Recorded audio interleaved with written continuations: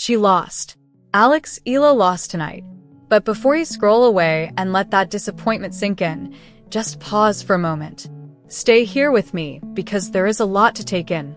Honestly, even with this loss, what I watched this week is still one of the most beautiful things to happen in Filipino sports this year. So here are the facts.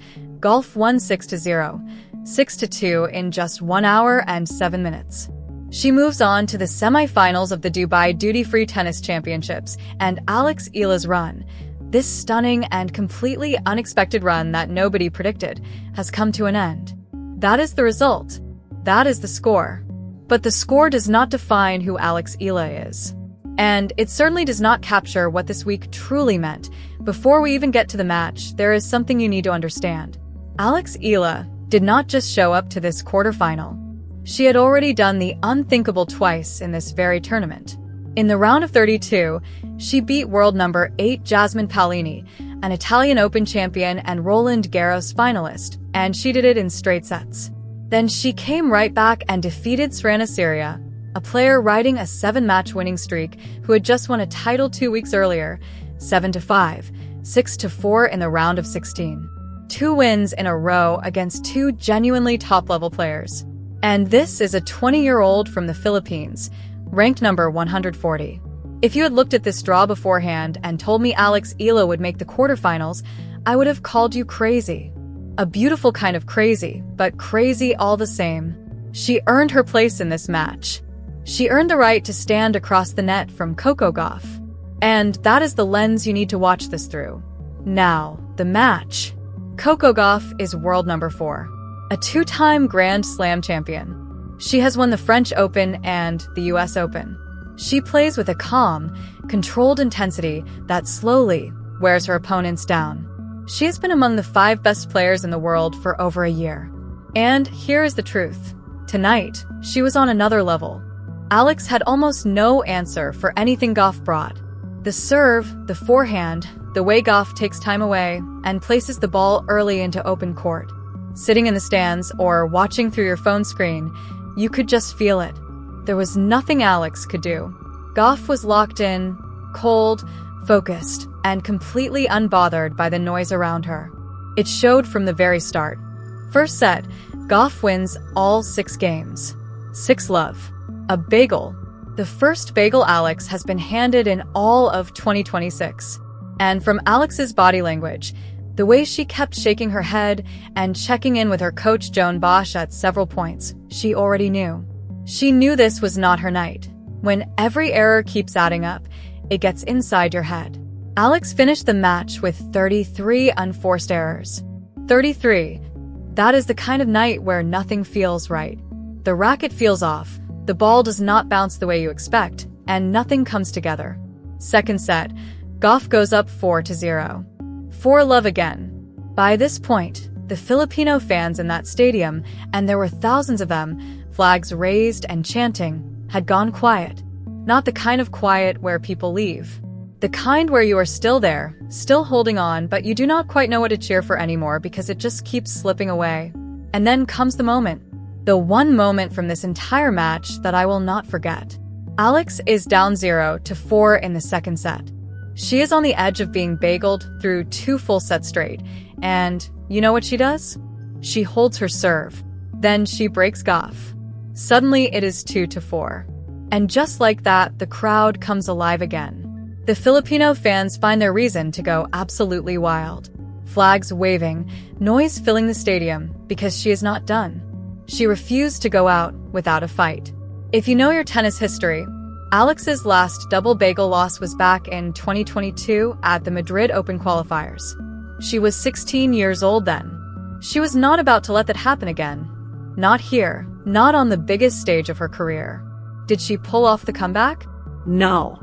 Gauff won the next 2 games and closed it out 6-2. But that moment, that hold, that break, said everything about who Eala really is. When it would have been so easy to shut down, to just get through it and go fall apart in the locker room, she fought back instead. She made Gauff work for every point. She gave the crowd something to believe in, even if just for a few minutes. That says more about her character than 100 easy wins ever could. Now let me tell you about what Coco Gauff said after the match, because this is the part that really got to me. Gauff, who committed 8 double faults by the way, because even while winning 6-0, 6-2 she is still human, spoke about Alex in a way that genuinely gave me chills. She called her a tough competitor. She said that even when she was ahead, she knew Alex could come back at any moment because she had seen her do it before. Think about that. The world number 4, a 2-time Grand Slam champion, looked at Alex and thought that even at 6-0, 4-0 down, this girl is still dangerous. That is real respect. That is not just being polite in front of a camera. There were thousands of Filipino fans in that stadium, making Dubai feel like Manila for a night. Gauff said she handled the crowd by doing the most Coco Gauff thing imaginable. Whenever the fans cheered for Alex, she just told herself they were cheering for her instead. She even laughed and said it helped her a lot, adding that if you cannot beat them, you have to join them. And honestly, that is both hilarious and brilliant at the same time. This is a woman who has won the French Open and the US Open, still cracking jokes in an on-court interview. Respect. But then came the part that really hit me. Gauff looked around that stadium, at the Filipino fans, at the cameras, knowing that millions of people back in the Philippines were watching. And she said she wanted to thank Alex for bringing a new audience to the sport. She smiled and told the crowd that she knows it can be tough playing against a home crowd, but that she thinks it is great for tennis, and encouraged the fans to keep cheering and keep supporting their player. That is not just a classy thing to say. That is recognition from one of the best players in the world that what Eala is doing actually matters.